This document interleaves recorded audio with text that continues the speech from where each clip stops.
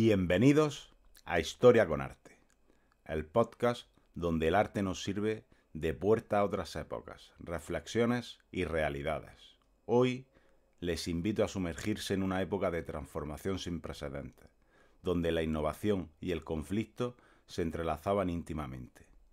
A través de la obra El cañón en acción, el maestro Gino Severini, en el año 1915, nos muestra una obra en plena Primera Guerra Mundial. En ella exploraremos el impacto de la guerra industrial y la visión del futurismo sobre nuestro mundo. Acompáñeme en este viaje donde el arte dialoga con la historia.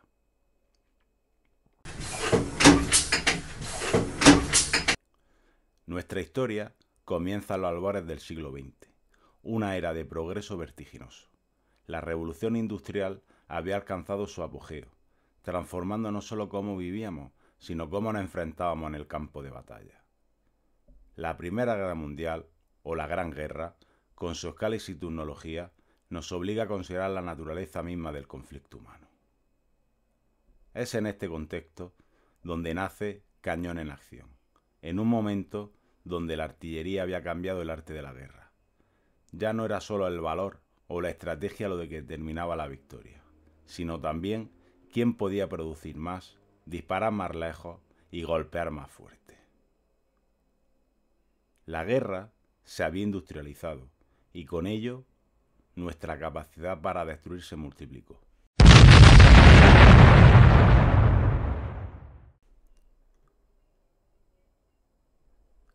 En el centro de nuestro relato se encuentra Cañón en acción, una obra que captura el fervor y el frenesí de su tiempo.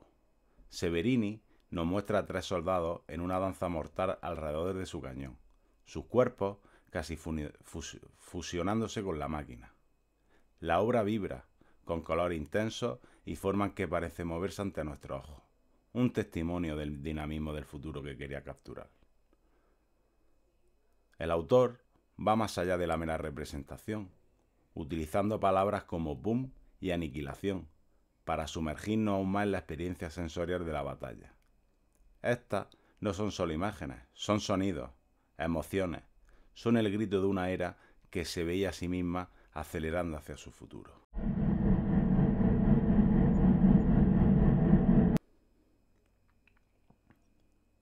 Para entender al autor, debemos entender el movimiento del futurismo.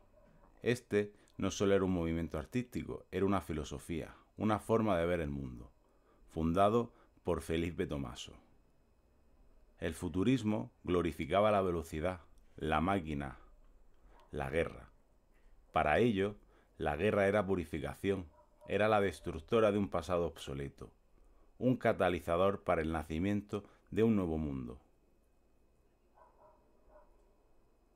Cañón en acción encarna perfectamente esta visión del futurismo.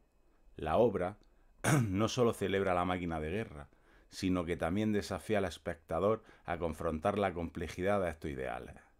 ¿Es posible admirar la belleza de la velocidad y la tecnología sin sucumbir al culto de la violencia? Mientras contemplamos la obra, es inevitable preguntarnos sobre las lecciones que nos deja. En un mundo donde la tecnología continúa avanzando a un ritmo sin precedentes, los dilemas que plantea el futurismo siguen siendo profundamente relevantes. ¿Cómo balanceamos nuestra sed de progreso con las consecuencias éticas de nuestro avance? Severini, a través de su obra, nos invita a este tipo de reflexiones. Sobre el papel de la humanidad en este avance, la obra, más que un simple documento, es un espejo de nuestras propias contradicciones. Nos muestra la fascinación por el poder y el progreso, pero también el horror y la devastación que estos pueden traer. En cada pincelada, en cada palabra superpuesta, Severini nos pregunta: ¿hasta dónde estamos dispuestos a ir en nombre del progreso?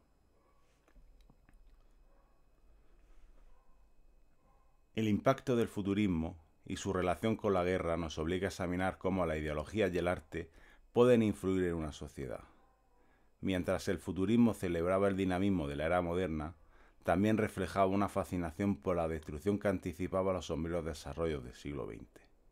A través de su obra, Severini nos muestra que el arte no es un mero observador de la historia, es un participante capaz de moldear y ser moldeados por su época.